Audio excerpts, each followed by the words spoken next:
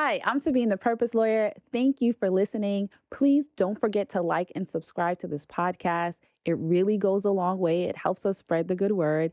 And if you or anybody you know is in the market for legacy or estate planning or business or trademarks, please reach out to our firm. It's the Ambitious Legacy Firm. We are licensed in New York and New Jersey, but we have service partners in all states. So we'd love to work with you. Asset protection, legacy planning, trademarks. We got you. All right. So it's the ambitiouslegacyfirm.com. Now let's get into the episode. Welcome to another episode of the Ambitious Legacy Podcast. I'm your host, Sabine, the Purpose Lawyer. Thank you for listening and thank you for helping me be on purpose. So today I wanted to share with you guys a story that is both a inspiration and a cautionary tale. And I know that sounds a little bit weird, but just hear me out, right? So I had a conversation with a client who, has put his planning in place or is in the process, working with us. Him and his family had an experience where they lost, one of their parents or their dad and had to go through all the things that I kind of talk about, dealing with the courts, et cetera.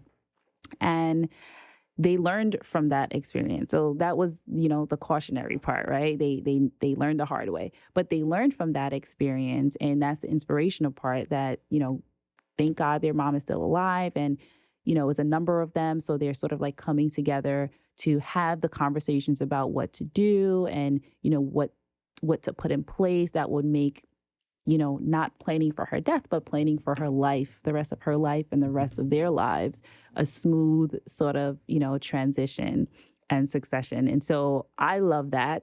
That's right up my alley. And I was super excited. I told them, I just love that you guys are having this conversation. I gave them several options. So whatever they choose is fine. But the good part about it is that they're being proactive. And I love that. It's the mindset shift that they had in, looking at things differently and appreciating having the time to actually plan. And so my guest today, we had a wonderful conversation. While we could have gotten into, everything about his, the details of what he does specifically, we kind of had a shift in what I expected us to talk about. And we really talked about the mindset that he had in getting to where he is, and that sort of guides him through his real estate investing endeavors today. So we're going to speak to Mr. Jude Bernard. It's a wonderful conversation, very different, but I think it's very inspirational and necessary, especially if you're interested in doing anything remotely related to what he's doing. So let's get into the interview. Welcome, Mr. Jude Bernard. Hey, thank you. Finally. Guys, I made him come on the wrong day. I'm terrible. It's all good because I canceled on you last time, so we even. All right. But I wasn't trying to get you back. So thank you so much for being here. Jude he's a lot of things, wonderful things. He's an investor. He's a developer. He's a contractor. General contractor, say, right? Real estate broker, landlord, community organizer. Community community organizer. That's right. what I'm gonna go with that one too. Yes. So it's just a pleasure. I've met Jude in different, through different circles, networking and things like that. But you've always been such a sort of stand-up guy. You just come across as a very good stand-up guy, and all the stuff that, you put out there, people can tell that you have sort of a good heart. So I'm excited to have this conversation with you. Oh, thank you. I'm happy you spoke to the right people and not not the ones who know where the bodies are buried. Bodies are buried. Exactly. So tell me a little bit about sort of how you got into the space of developing, because I know you started off as sort of a blue collar kind of guy, in a sense. Exactly. Yeah. I was a 9-to-5er working at Verizon. Did that for about 10 years. Mm-hmm. About 6 years into it, I realized that wasn't it. That's mm-hmm. not what I wanted to do. So I acquired my first property with an FHA loan, pretty much scrapped every penny that I had together, took out some student loans because I was working on my MBA at the time, and acquired that, refied, got another one, caught the bug, and just kind of been rocking and rolling ever since. Wow. And just in different aspects of the business as well. So why real estate? Why was that the thing that you felt was the out for you, or the avenue? First of all, I didn't respect it. Right? Okay. I didn't respect it as a true as a job. Okay. It's just like, oh, so all I have to do is buy this building and people will live there and pay me. Yeah. Right. So I didn't take into consideration the relationships you have with the tenants, your responsibilities that you have to the building. I didn't, so like my first go around, it was pretty messy. Okay. Like I would only reach out to my tenants, or they could only get in touch with me on the first of the month. It's like, it's the first of the month, where's my money? Right. You live here, Yeah. it's time to pay me. So I didn't take the responsibility of upkeep, preventative maintenance, strategizing, Okay. like making sure, like setting myself up for the next deal, taking into consideration taxes and stuff like that. So I was young. Yeah. I'm saying? I was like in my very early 20s, and like we didn't have the resources that are available today. Okay. There wasn't the social media information and the financial literacy push that's today. So I pretty much had to figure everything out the hard way. Right. So initially it was just like, I'm just going to do this thing because I know it's going to make money, but not thinking about the business around it. Yeah, I wasn't thinking about the business. I wasn't thinking about the growth potential. Like I wasn't thinking about like the different income and revenue streams. I was just getting my rent money. I didn't know anything about appreciation. I didn't know anything about taxes. I didn't know about expenses. I didn't know about building the equity through paying down your mortgage and stuff like that. I was just like, oh, I'm gonna get $500 a month. I'm in. Wow, that's awesome. $500 a month to, what you've been able to sort of build. And it's funny because a lot of times when I speak to people, they're very caught up on like where I am today as opposed to the process, right? And one of the things that's super important is that very first property that I bought in Southside Jamaica, Queens, on 90th Avenue by Sutphin Boulevard, you know what I'm saying, Right. for like $100-something thousand. Wow. Like I learned lessons there. I learned how to manage. I learned how to manage my tenants. I learned how, how to deal with contractors. I learned how to deal with the city and stuff like that. So. Before you go from 100,000 to 100 million, like there are lessons along the way. Right. There are a lot of lessons that you're going to pick up along the way, and it's super important that you don't try to skip steps. Yeah. Because, like from the $100,000 deal, I learned some lessons and made mistakes that I didn't have to do on the $500,000 deal. On the $500,000 deal, again, lessons and mistakes that did not have to be made on the $1 million deal, Right. and so forth and so on. But a lot of times people are watching the gram and see people, oh, look at him shining, this, that, the other. I need to just jump in right there. 10 toes down on $1 million. Exactly. And it doesn't matter. It doesn't matter if you're talking stocks. It doesn't matter if you're talking crypto, real estate, whatever it is, a business, trucking's a big one that everybody's jumping into right now. Like you can't skip the process. You know what I'm saying? You gotta learn and continue to be a student. Right. And do you feel like people always keep having to go through the same lessons if they don't get it? Yeah. Sometimes people just don't want to get it. Right. You know what I'm saying? Like Purposefully don't see it. Exactly. Like they're so result oriented that they're not seeing the process. Right. So I have one of my boys. Damn, how do I say this without blowing everybody up? Who subscribed to a course from somebody else? Okay.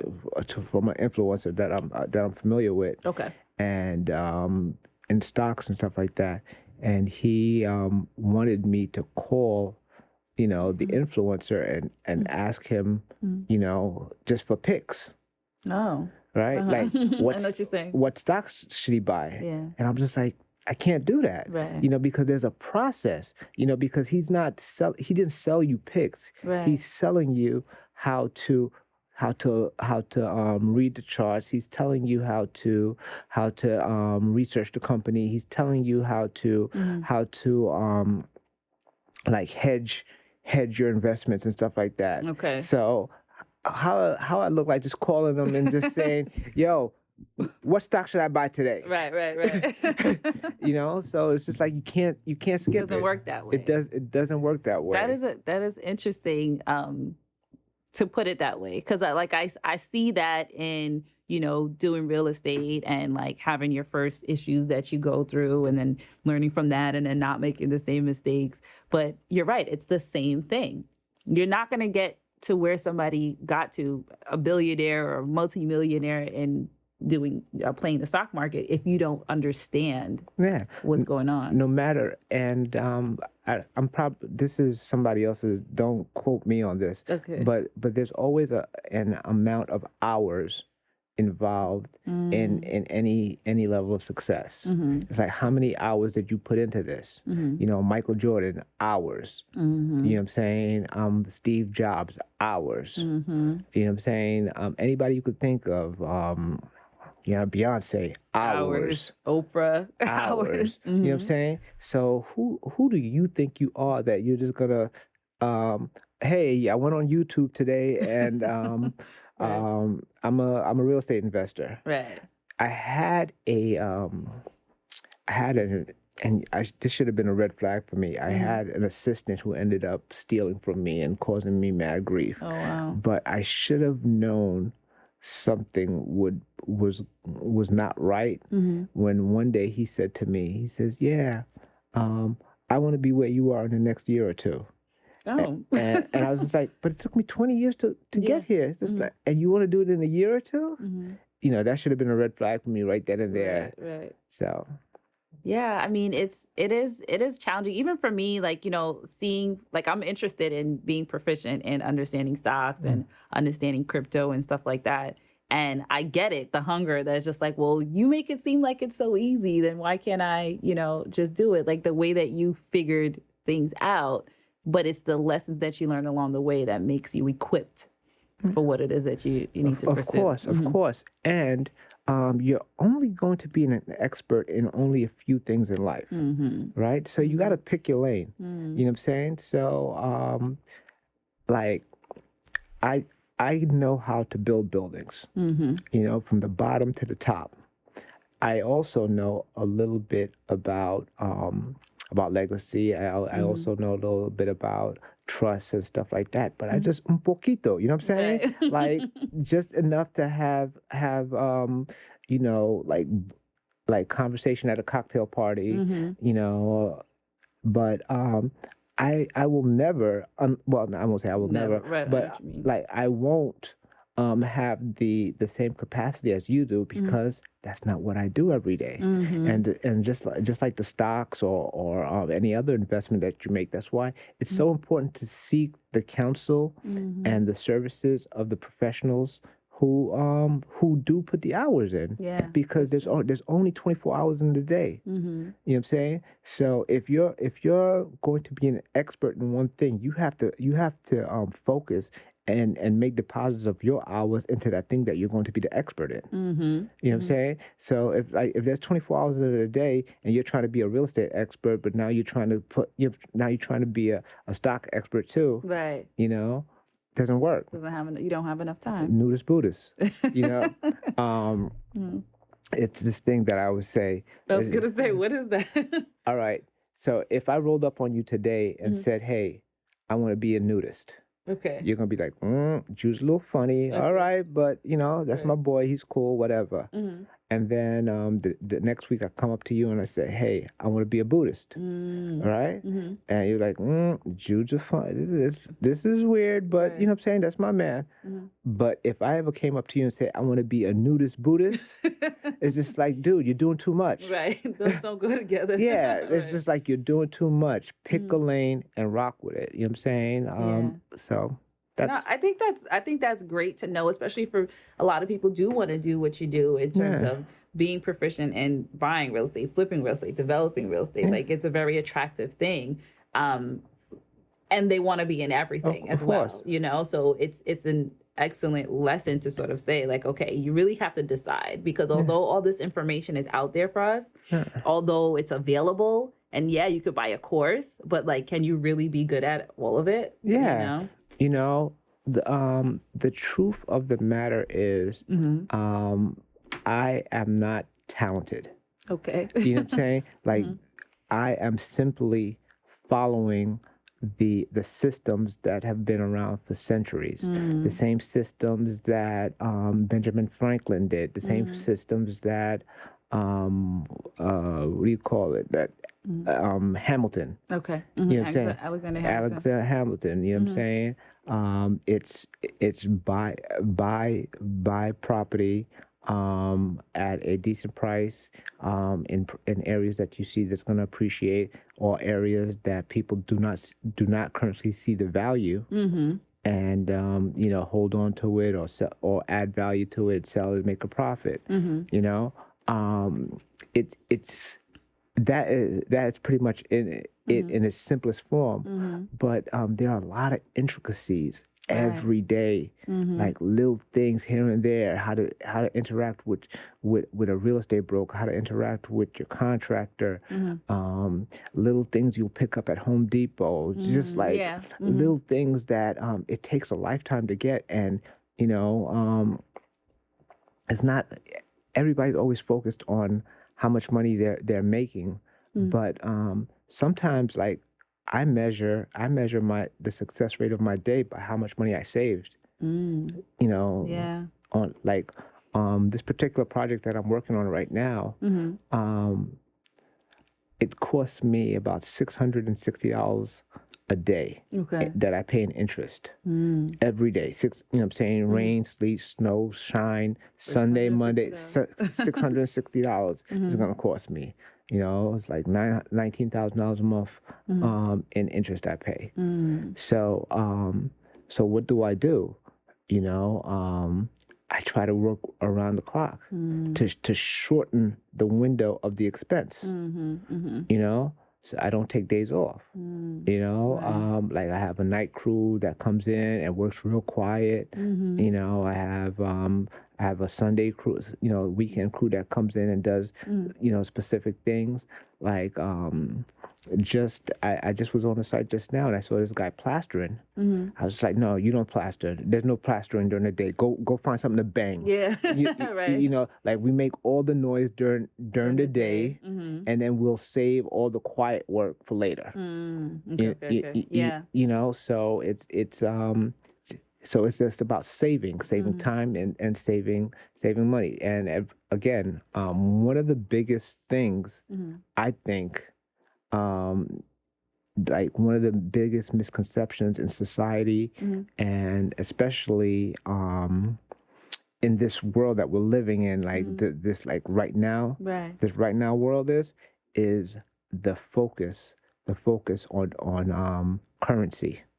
On money, right? And like anybody who knows, like, money is not the key. Right. It's time. You know, like, time is the most invaluable thing. And it's so funny.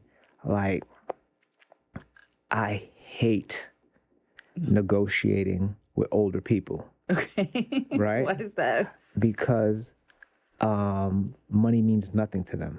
You know what I'm saying? Yeah. So they got time. They got time. They want what they want. They know what they want. This, that, the other. Okay, I see right? what you mean.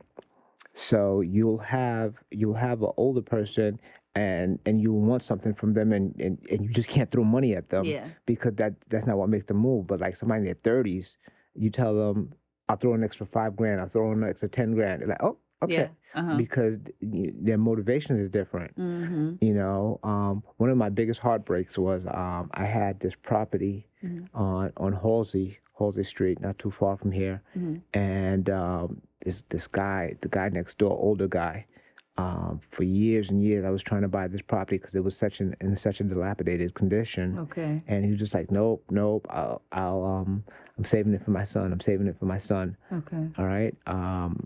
And this went on for years. And like I kind of lost track, forgot about it.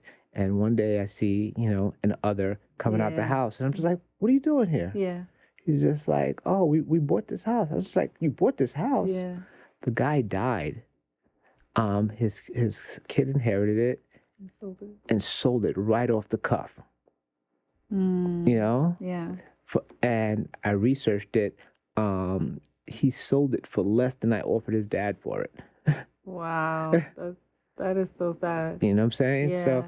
So, but he, you know, his dad wanted what he wanted, and his motivation was to leave, Give it to him, you know, to say like, hey, this is what I did in my life, and this is gonna trickle down. Son, at this stage in his life, right, it's just like, yo, I just need that cash. Yeah.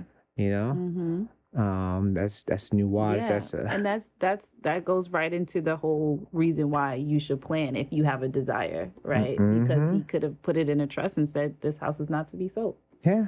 You know, or should be sold to Jude if you're gonna sell it at all. Exactly. Yeah. Right. Yeah. So it's really interesting. You know, the conversation that you sparked about what is it that people actually want out of life and the thing to actually go after. Because I think you found it, right? You're like, okay, I know time is valuable, so I'm going to do what I can to increase my assets so I can have the time that I want. And then sometimes I think when we're young, we just go after things and we don't really know like what we want. You know what I mean? Like it's dollars or whatever it is, but what do you really want? Like what's the thing that those dollars translate to? You know, it's again, I think it all comes from lack of knowledge, lack of knowledge of self, and just not taking the time to really think about it. I have a friend of mine. Again, I'm putting everybody's business in the street. That's good. I enjoy it. I have a friend of mine who you know, like who's a grown man who keeps about 6 or 7 women on rotation. Really? Right? And I was just like, bro, do you even enjoy that? Yeah. Like, is that even fun? Like, cause it's just like the phone's always ringing. Somebody always needs something. There's always a problem. There's always some like secret business that's going on, like distress. Drama. Exactly. But it's just like, especially us as black men, you know, like with the misogynist music that we listen to, and you know, it's like, oh, you gotta get as many women as you can, get as much money, as many sneakers, as, you know, like, because that'll make you a man, right? But, and sometimes we get to the point where we acquire these things, whether it's the sneakers, the properties, the cash and stuff like that, because that's what society's telling you to do. And you're like, what am I doing? Yeah, like, do I even want this? Exactly. You know, did you have any experience like that? Yeah, I did. Yeah. I did. Like 2000, you know, 2006, 2007, I thought I was on top of the world. Yeah. You know, and in hindsight, I'm like looking at it and laughing because like I had like a net worth of about $3 million then. Okay. And, you know, even though that's a very respectable net worth, but it's not life changing. Not what you thought back then where you were. Exactly. So I was in a club, I was blowing money fast, I was having this, that, the other. And then the market crashed, and then I went from, you know what I'm saying, 3 million to negative $1 million net worth, like overnight. Right? And you know, like all those $5,000 nights in the club and stuff like that, you You're know, counting those. yeah, we're gone. And so were all those people, right? And what did I have to show for it? You know? Right. And even even I had a whole bunch of empty memories. Oh wow, that's a good. Yeah, a whole bunch of empty memories because it's like imagine having a memory, you know, like sharing an experience with somebody, but they're not there a month from now. Right. So it's just they like were only there for a particular reason. a particular reason or a particular season. So it's just like having a memory with somebody, you know, like there's no one to share it with. Yeah. It's just like remember the time? There's no, you know. exactly. So when I got back on my feet, it's just like things changed, you know, like as you said, community what you call it? Community organizer. I think that's kind of when I started gearing towards that because that felt a little better. Like more meaningful. You know, a few years ago, I went out and I bought a Range Rover for like $150,000. You know what I'm saying? Just went out and bought it, and then I was driving it, and it didn't feel the same, right? And I remember that new car feeling. Yes. I remember. Getting high off that new car smell. You know what I'm saying? Whether I was driving down Merrick or driving down Jamaica Ave. But I had this car, probably the nicest car I've ever had at the time. Okay. And it just wasn't doing. I was just like, how come I don't feel different? How come I don't feel that energy that I used to get? It's because things have changed. Yeah. I changed, right? And I was trying to hold on to. I was reverting back to something that I knew tasted, it felt good. I know what you mean, yeah. You know? I was in Harlem the other day and I went to this restaurant that I used to go to all the time. And it was just like, I went and I ordered what I, you know, normally get, like from like 15 years ago. And I was like, what is this crap? Right? Yep. And I was, you know, I sat there and I was just trying to figure out, did the food change? Or did I change? You know, my palate has changed. It's just like, I can't, you know what I'm saying? I'm not getting off on the same food, you know what I'm saying? The same greasy food that I liked before. Yeah. No, I think that's beautiful the way that you put that. That is a really good depiction of all of the gotta getting. And then you get there and you're just like, this doesn't fulfill me. You know, it's not filling the space that you expected it to fill. And so that's a place that could be scary for people because you feel a little bit lost at that time, at that, you know, that moment where you're like, all that I did to like get here to have this, but it's not the thing that fulfills. Yeah. You gotta listen to that person inside of you because look, everybody was not meant to be a real estate mogul. Everybody was not meant to be, you know, a crypto king. You know, like find your lane, find your peace, find what makes you happy. You know, like if it's sitting home playing cards with your girl, sit home and play cards with your girl if that's what you really want to do. You know, like listen to, don't let the noise outside overshadow the noise inside. Yeah. You know what I'm saying? The voice inside. I love that because I definitely had that experience, you know, in trying to like build my career. You know, I was on a real estate tour, I'm traveling, I'm doing all these things, and I'm realizing I'm like, this is not necessarily what I want. You know, it looks good on the outside and it, you know, you get attention and things like that. But it's like, I want to make sure like my foundation is strong. I want to make sure that the people who are in my life, like we have rich relationships, you know? And so I totally understand that, you know, sometimes it takes for people to be exposed to it. Cause I don't think I would have had that point of view if I didn't have a taste of, you know, being on the stage, you know, that type of thing. Yeah. I got a call yesterday morning. Yeah. Somebody told me, yo, Jude, you didn't post the last couple of days. I was just like, yeah, I had nothing to say. Okay. Right. It's like, and they're like, no, you got to stay consistent because if you're not consistent, you're going to lose this and the algorithm and this. I was like, yo, I don't care. Right. You know, this is not what I do. You know, so it's just like you got to be consistent with what it is that you do. You know, if you're a woodworker, be a woodworker. If you're an investor, be an investor. You know, but at the end of the day, right?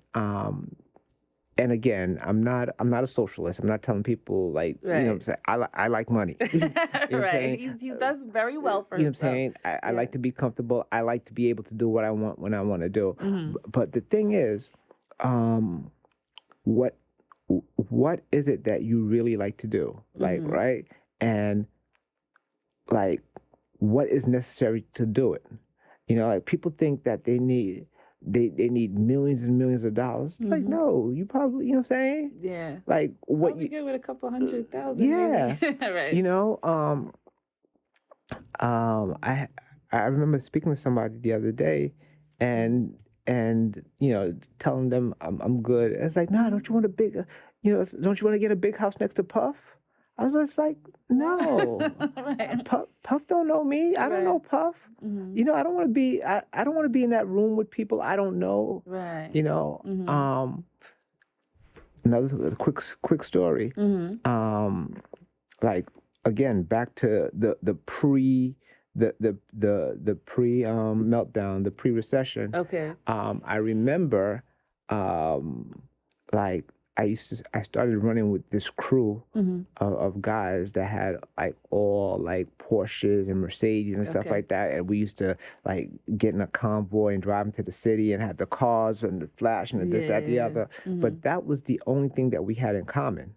Oh wow. Right? Okay. Like Mhm. these weren't my core friends. These were Mhm. just people that I was associating with because they had the same thing that I had. Mhm. Right? Mhm. And my friends, you know what I'm saying, the people that I had shared experiences with and people that I loved and cared for me. Right. You know, like they were not in the financial position to do that. Okay. So I had started gravitating towards, you know, this new crew. Mhm. Mhm. But that was it. That was very surface. Mhm. You know what I'm saying? That's all we had. You know, that was the only form of commonality. Mhm. So, in, you know, in retrospect, Mhm. like in the second coming, Right. you know, in the Mhm. second coming, I realized that it was more important for me to have these conversations, Mhm. like these real conversations with the people who I care for and care for me, Right. than driving up and down, you know what I'm saying, Houston Street, Right. in a fancy car. in a caravan, Yeah. you know. So That is beautiful. So, what are I would say what was the biggest shift in your mindset? You sort of talked about changing and having a new appetite and understanding what's really sort of important. Was there any other shifts really like in your mindset? It's like because those are major things. nah, you know, Mm. like just really take the time to think and feel and stuff like that, and and try to be as proactive instead of as reactive as possible. Okay. You know, like make sure the decisions that you make are decisions that you want to make. You know, one of the biggest shifts that that I think has changed for me is the fact that I don't feel that I always have to be the star of the show. You know, like it's that's kind of where the Brooklyn Bank came about, where it's bigger than me, you know, and it's trying to get as many people, put as many people on as possible, and the same and in the same scenario as the way I manage my business now. Like we were talking about, you know, you have one of your clients that invested with me. Yeah. Like before, I wasn't really taking, you know, like Outside investors. outside investors and stuff like that. Like it's so easy for me to just call up my hard money lender and just get them to cut me a check. But it hits a little different when it is Someone you know or no, someone not even, but a community, you I know? gotcha. So it's just like, it feels good knowing that instead of my interest going to pay for somebody's, you know, Yiddish lessons or something like that, they're actually going to, you know, my interest is going to go into like my community and people who I have a real relationship with, who you know what I'm saying, who may invite me into their homes and stuff like that. Right. And it's real. Yes. You know, Yes. so Yes. Yes. it's bigger than me. Yeah. You know what I'm And saying? then you're building those meaningful relationships too, Exactly. right? And that's part of your mission. Exactly. As many as possible. Yeah, that's awesome. So one of the last questions I want to ask you is, what does legacy mean to you? Now that you've had these experiences, you've gone from, building wealth, losing it, to now building it again with the right mindset, right? And then what have you, I guess, what does legacy mean to you at this point that you've reached? Um, I would like to be around for more than 3 days after I'm in the ground. You know, like I'm in the, like you see it all the time. You know, so he was so cool, XYZ, this, that, the other. Then you never hear nobody ever mention Talk about it again. exactly. Like I want to sow as many seeds as possible. So that my time on this planet, which is really just A blip. a blip, right? Can exceed as long as possible. Right. And whether it's some information that I shared with somebody that helped them, propel their family a little forward, whether it is the stuff that I do at the Brooklyn Bank, which shapes a couple people. Tell me just a little bit about that. I didn't mean to gloss over that, the Brooklyn Bank. The Brooklyn Bank is a nonprofit organization I started. I focused on financial literacy and economic empowerment for Black and brown people.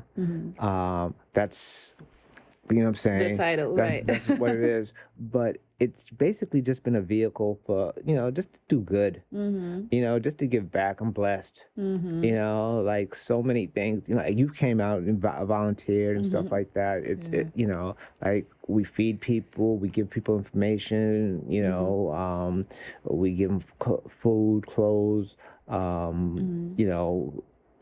have a scholarship thing that I have going on right now. Awesome. And it's good. It feels good. It satisfies something that is bigger than me, And as far as legacy goes, hopefully this is something that can sustain long after I'm gone. Okay. Awesome. So. Beautiful. Thank you so much. I love where the conversation went here today. Thank you. And I had, what do you call it? I was supposed to get into breaking down and the gems and this, that, the other, and we just ended up just I know. And I was just like, I just loved how it was flowing. So I was like, I'm not even gonna take you back to, Jude talks about this stuff all the time. So if you guys research him, you can find, other interviews where he talks about, your development and how you analyze deals and things like that, and his social media. So where can people find you if they want to follow up and learn more? Hit me on the gram, Mr. Jude Bernard. Where else? Jude at the Brooklyn Bank. That's it. I'm easy. Easy to find. All right. Thank you so much. It was such a pleasure talking to you.